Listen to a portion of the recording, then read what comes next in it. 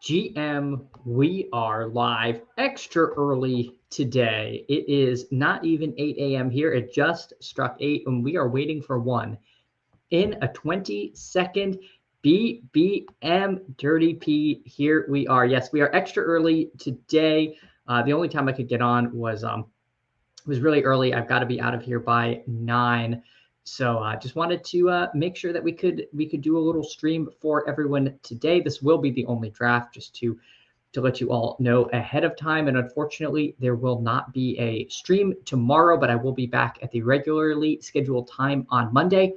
Maybe even a bonus stream this weekend. Stay tuned. See if I can't do a an afternoon or even an evening stream. Try to get the word out to the evening folk about what we're doing here in the mornings. But yes, the mornings is where you will find me, just unfortunately not tomorrow. But let's see, we are here in the 2-hole. See if anybody managed to hop into this one.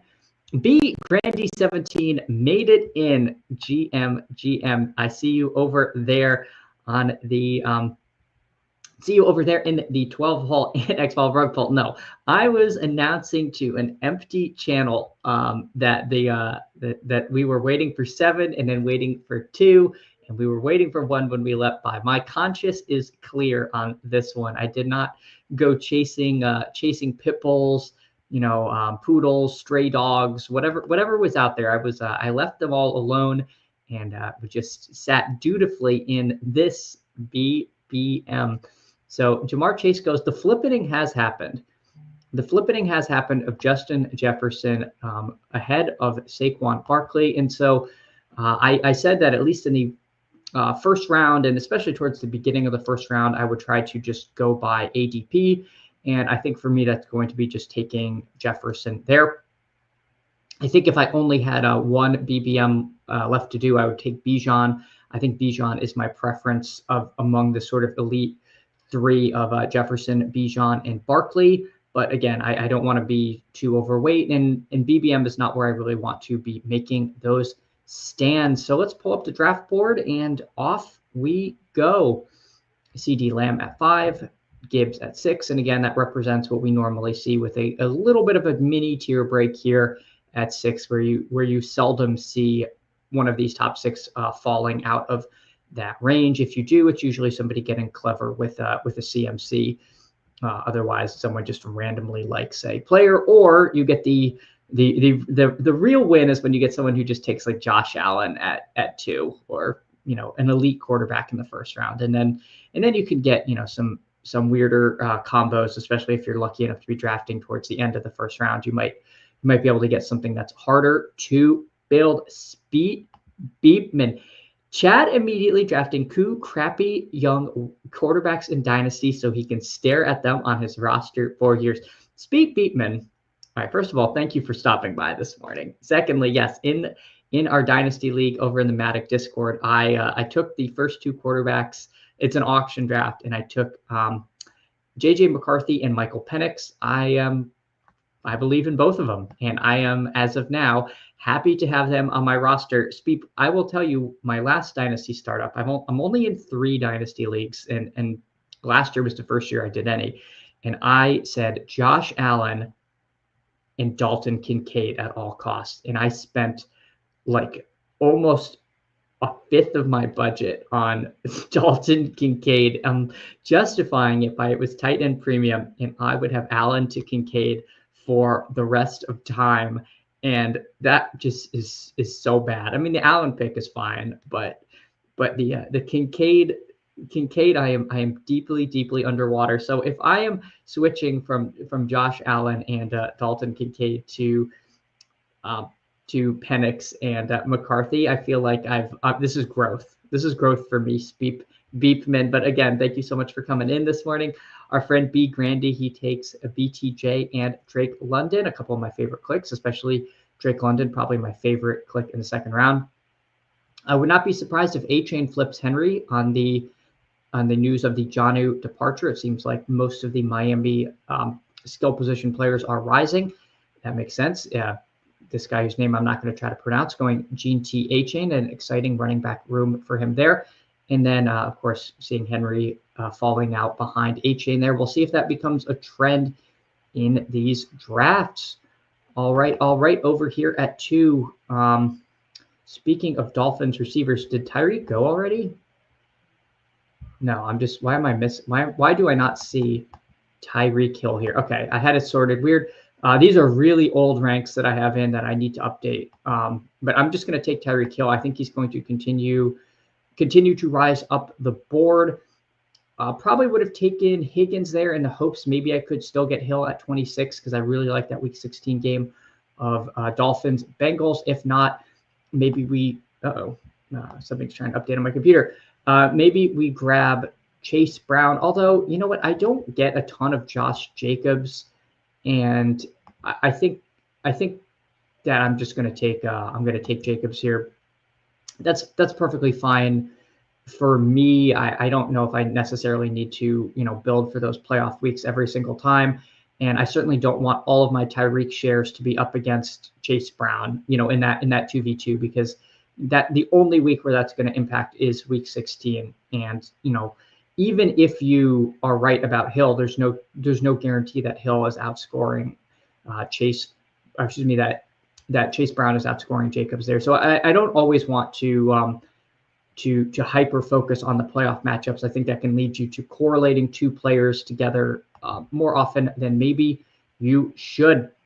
All right, Speep is personally happy to have locked up Efton Chisholm before guys that start going for.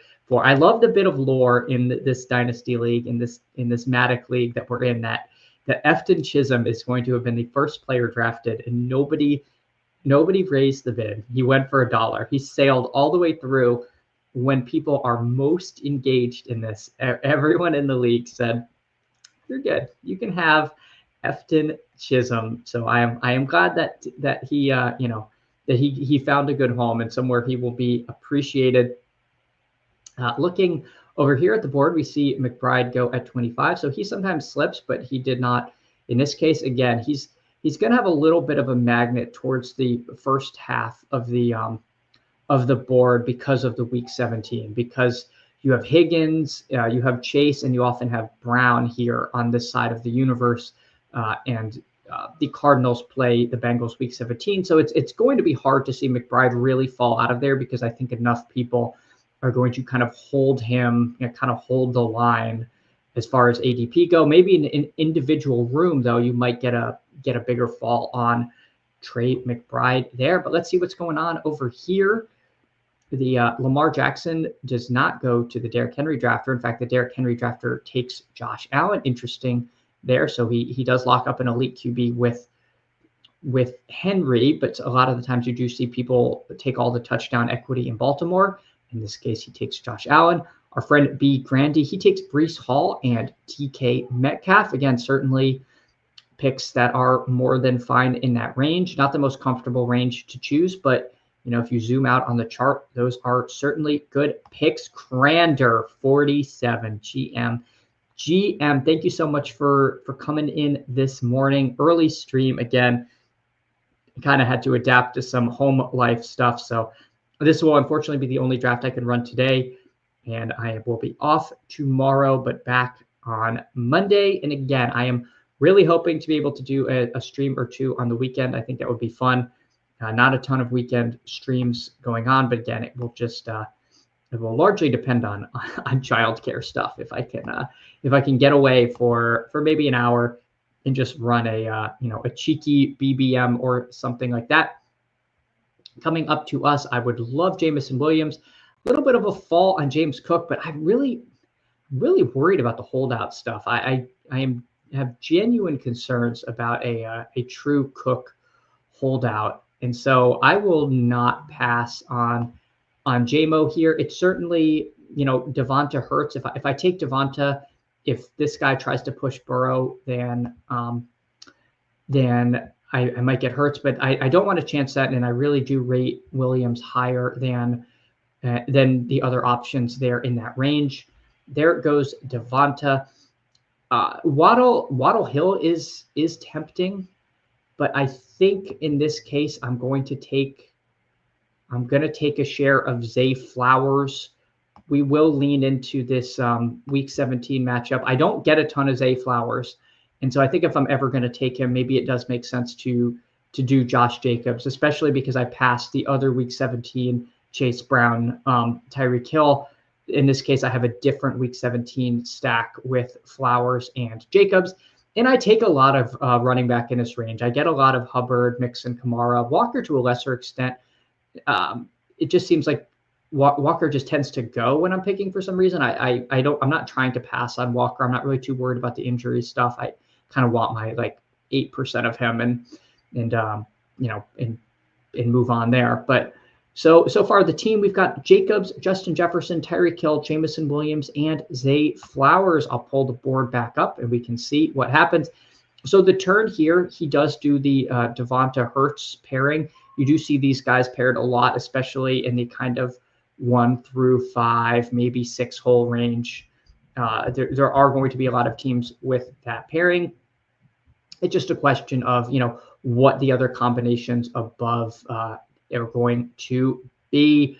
Bollock, Chad Candles, bang. Yeah, thanks so much, Bollock, for coming by this morning. Again, I normally come on at 8:30, so this is early, even by early stream standards. But you know what? The algo must be fed. And honestly, I wanted to run an early BBM, and I do really enjoy doing these with you all. And let's see what our friend B Crandy does here. Don't think there's any not seeing any really obvious picks. I don't have the board up, but nothing is coming to me. This is not where you would really be taking any quarterbacks. And so let's see what he does. He takes Travion Henderson and Jerry Jeudy. So just continues to build out a solid roster there. Jerry Jeudy can be a little bit of a polarizing pick for me. I think my issue is sticking with priors. I did not really rate him super highly. I thought some of his kind of more advanced numbers to me didn't look great, but he's, proven me wrong each year. Jeudy was a really good player last season. The Browns are certainly going to have lots of options at quarterback. We'll see if any of them are good, but Jeudy, not a ton of target competition. I know in the best ball world, we really like Cedric Tillman, but I think Jeudy is certainly in a class, a higher class of receiver there. And David Njoku, another great player. So, I think he's and they did add Judkins and Sampson. So if their running game is better, we expect them to run a lot, but if their offense generally is better, I think that's going to benefit Jeudy. So he's a guy that I have kind of come around to just taking my lumps and taking him kind of at market there. All right. What does Josh Jacobs do for this team? What does X player do for this team is my favorite way to just neg someone's team. And it doesn't even have to mean anything. Like Josh Jacobs is going to score points for this team. He's going to run the ball. He's going to do stuff. He's useful. But hold on. Let's see. So we're picking at 71 and then we're picking at 95 and 98. 95 to 98. Let's see.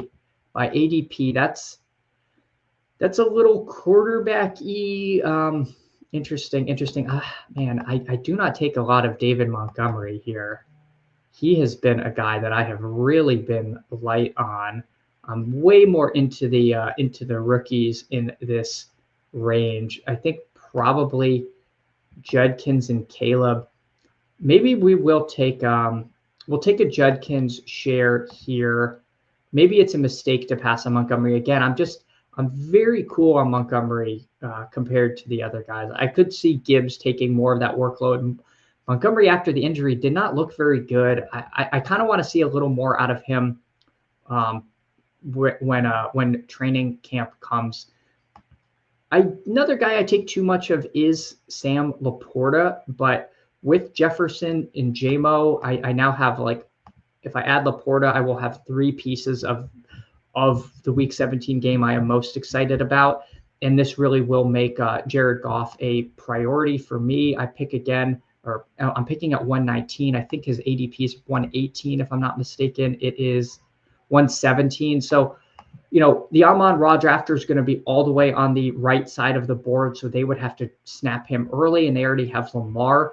So a pretty good shot that if I push Goff to 117, I can get him there. Obviously, people take naked QBs. You can have, like, the Jahmyr Gibbs drafter could, get cute and tell themselves a story there. So this, to me, is going to kind of pencil that pick in there, just as far as how we're planning ahead for the board. Tyler, Emo Cowboy, GM, hit the like, go back to bed. Well, yeah, I mean, you can certainly a reasonable thing. I would love to go back to bed myself, but yes, absolutely. Please hit the like, hit the sub.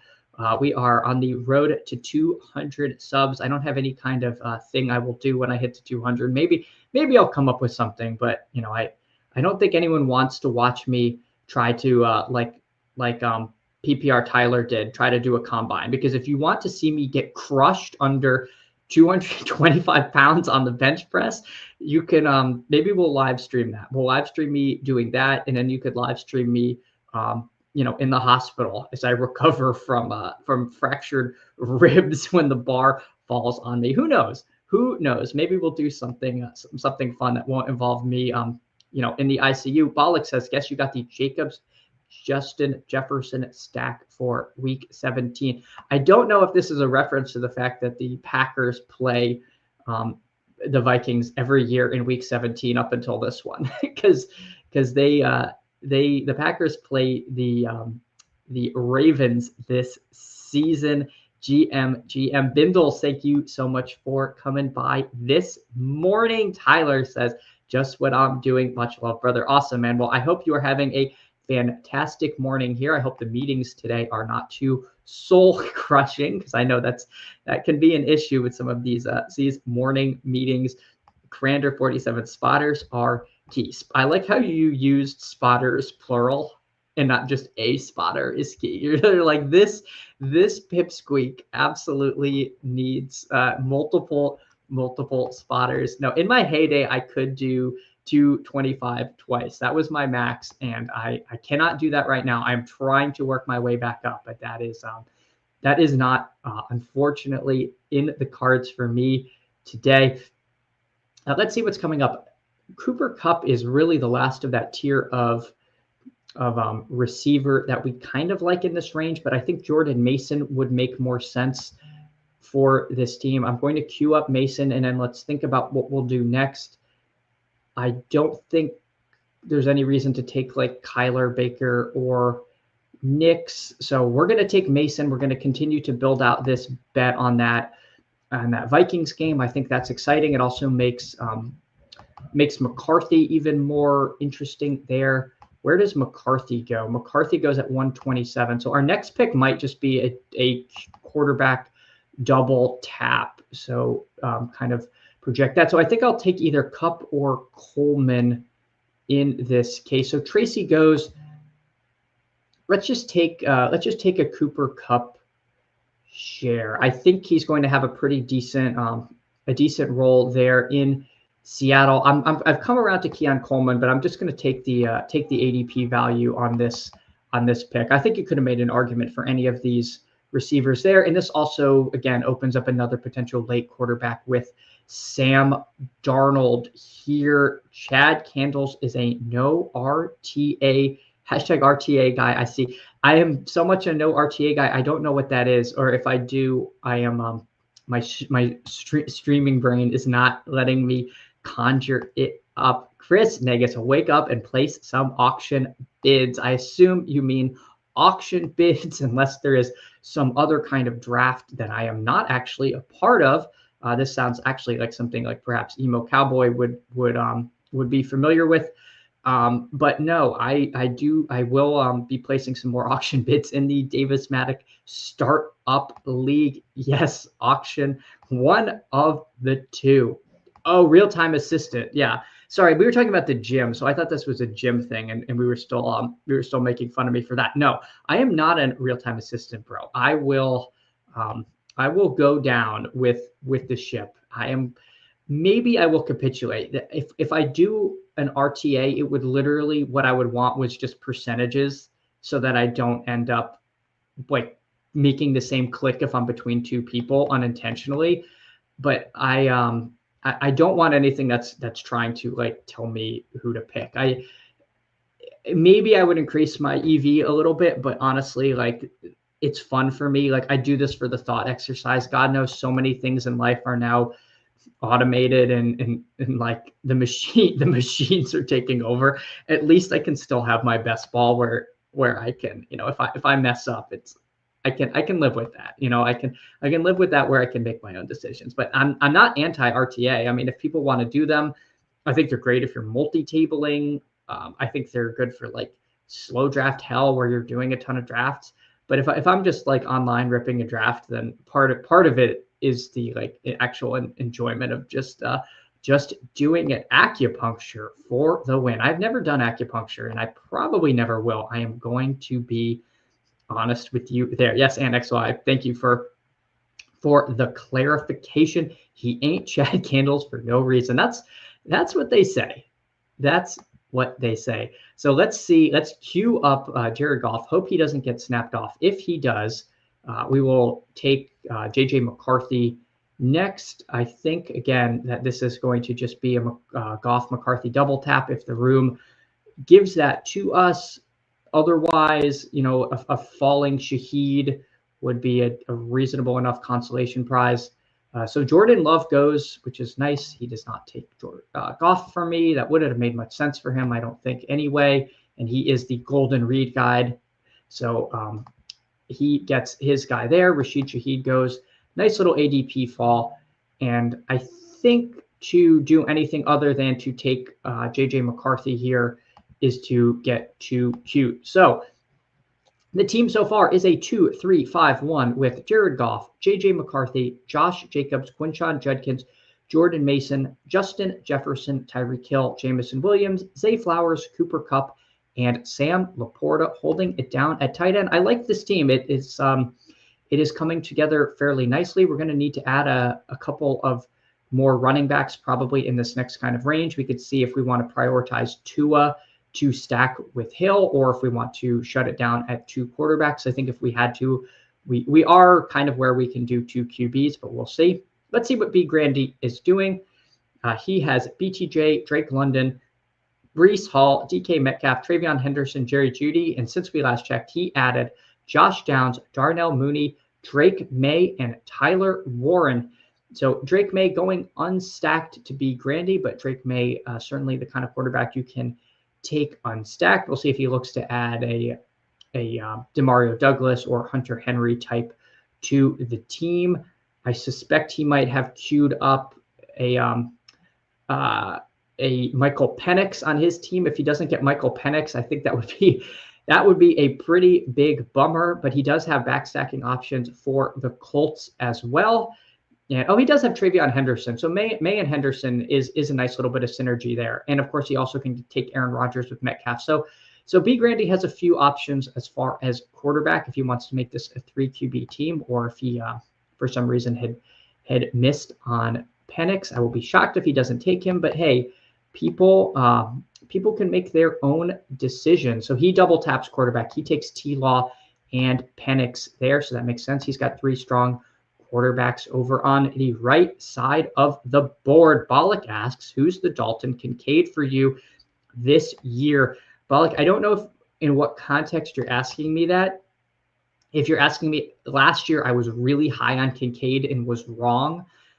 So if you're asking me for like a tight end I'm really high on and could be wrong, I don't know, because I'm really high on Kraft and Njoku, but I don't think I'm going to be wrong there, because at least they have some like track record of being good. I have a lot of Mason Taylor, but he's almost free, so I'm not really worried if I'm wrong there. Um, I'd have to think. I'd have to think about that. Um, yeah, but as far as like tight ends, I'm into it. It's Kraft and Love. I really like. I think there's a world where Kraft leads the Packers in receptions and could be an extremely valuable player for them. So we are now in a kind of tight end central here, pretty thin at the other positions. I would have liked Benson. I don't really like Rachaad White. I take almost none of him. I feel like if I take Kincaid or Goddard, you know what? If I Did we get him? I took Rachaad White as a potential Week 17 thing with Miami. This, I think, might be my first Rachaad White share. I am very, very bearish on him this season, but I am willing to see the vision. If he really is the backup running back in Tampa, I will take some of that. But it is not a click I am happy to make. I'm going to take Kincaid here to give me a little bit of flexibility as far as tight end. If I have to shut it down with Laporta and Kincaid, I think I'm happy enough to do that. Maybe the pick for me, Goddard, would have been better because this range of running back is, somewhat equal. Like, I think in a vacuum, I prefer Algier to Rachaad White, but I'm starting to think maybe I should just get a little bit of White so that my structures aren't all exactly the same in this range, and take some Dalton Kincaid there. All right. Didn't mean about you being wrong. Just who are the Chad Kindles guys this year? Oh, Jameson Williams, Cam Scatterbo, and I would have said Bashal Tutin, but I've cooled on him. I've cooled on him a lot. I'll take him in that 130 range if I need a running back, but I don't take him really above ADP anymore. But I guess you could say that. But it's really going to be JMO and Scatterbo. I'm also like way above market on Fields and Garrett Wilson. I really love that battery that you can get there. I like them individually and I like them together. So those are guys I'm very high on this season, but they go very early, right? So your sort of cost is a lot higher when you're taking Jameson Williams ahead of your Metcalfs, your Kyrie kind of range. Those other receivers that all go around him. It's a lot more of a stand there when you're taking him. You can get Xavier Worthy, DJ Moore, Sutton in that same range. They're all great. They're all good clicks there. Ted McMillan. I've been trying to make sure that I don't take Williams ahead of them every time. This particular draft, he was all the way at 47, which was 3 picks past ADP. But yes, I have as Bollock, I have the exposure scrolling.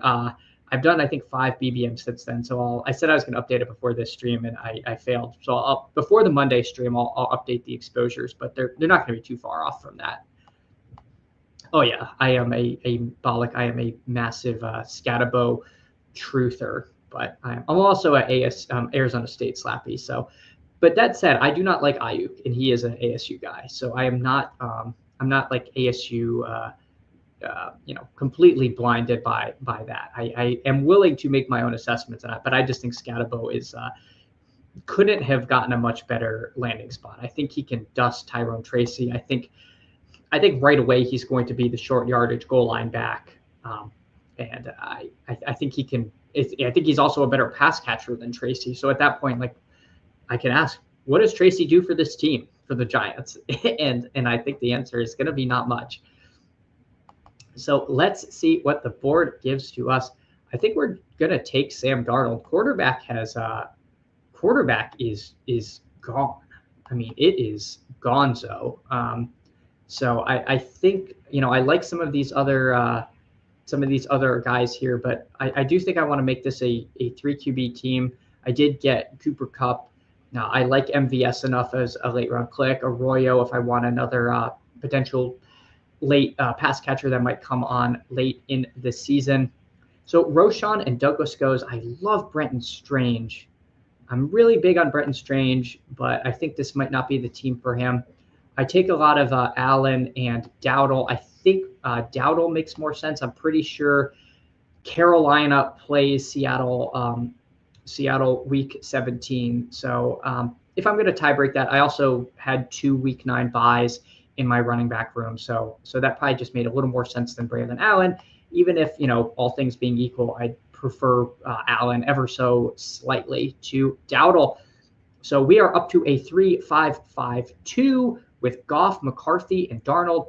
Really like the QB room, running back room of Josh Jacobs, Quinshon Judkins, Jordan Mason, Rachaad White, and Rico Dowdle. So not a bad running back room, but definitely one where I'm going to add a 6th in here. Wide receivers, Justin Jefferson, Tyreek Hill, Jamison Williams, Zay Flowers, Cooper Kupp. Pretty good wide receiver room, I have to say. I like this team. And then Laporta and Kincaid. So in just reviewing the team, I think I'm going to stop at 2 tight ends and then take a couple more swings at running back and receiver, unless, of course, we get some kind of great value at tight end that we simply cannot pass up.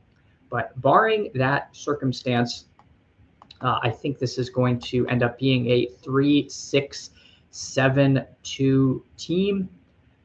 I would be sympathetic to even making this a 3-7-6-2 team.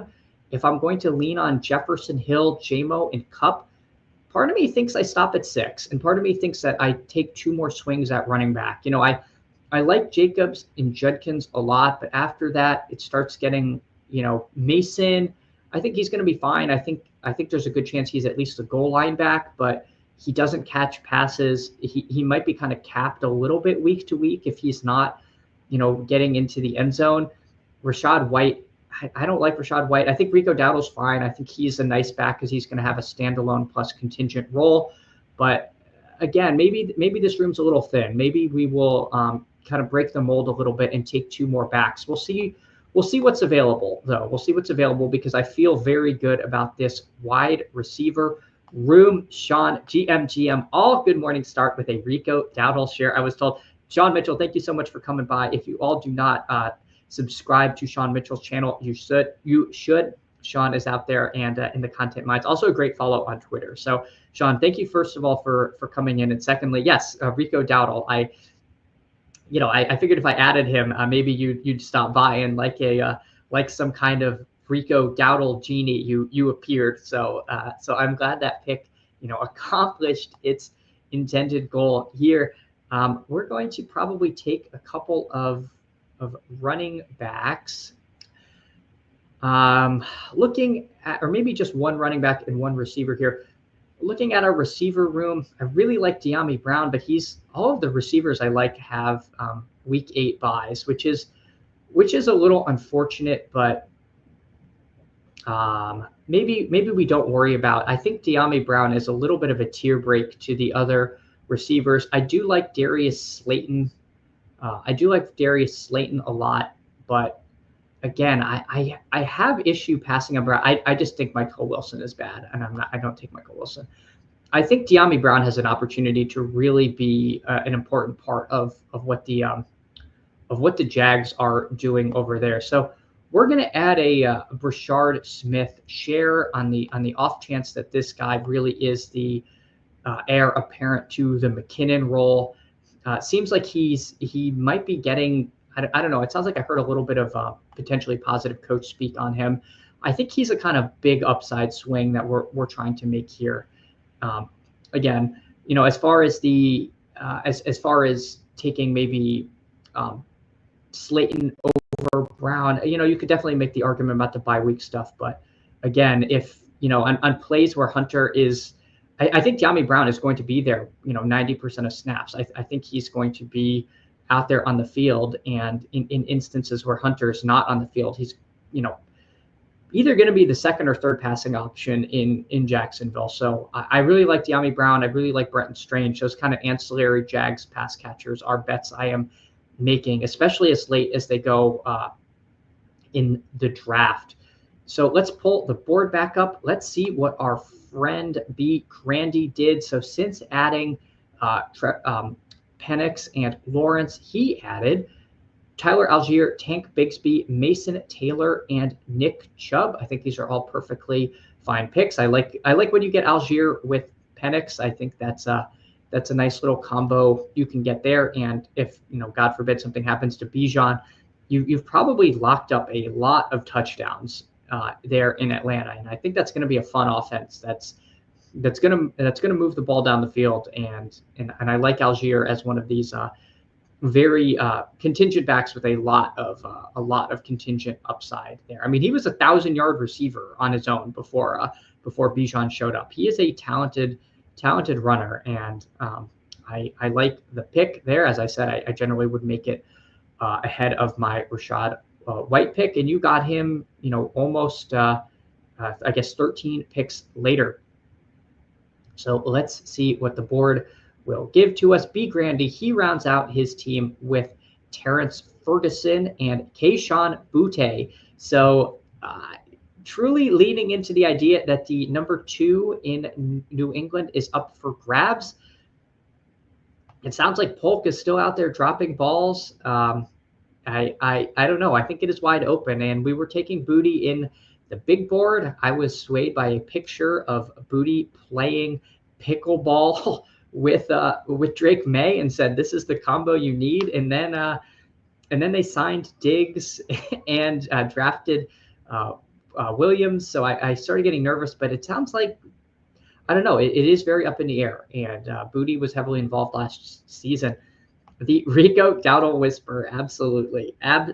Sean Mitchell. And did someone say Dynamic Brown? Hopefully someone says Dynamic Brown next season. He's I think he's a perfectly fine player, and they paid him a lot. They paid him like $10 million or was it even 15? I forget the exact contract, but I remember it being not nothing. I mean, they went out and they got their guy. Handcuffing Marshawn Lloyd feels a little like we're getting a little cute there. I think Keaton Mitchell is going to be my preferred pick. If Keaton Mitchell, if I can click on him, that would be great. If Keaton Mitchell goes, then maybe a Taj Brooks ad, or maybe we pivot to, I was going to say Yoshi Voss. I really like the Yoshi Voss click there. So Tutu Atwell goes. So I'm going to take Keaton Mitchell. I think if something happens to Derrick Henry, Keaton Mitchell actually is going to be the true take the Derrick Henry role, and Justice Hill is going to stay what Justice Hill does. So we built this team a 3-7-6-2 team. Don't build a lot of 3-7-6-2, but I think our wide receiver room was strong enough to justify stopping there. We've got Jared Goff, J.J. McCarthy, and Sam Darnold.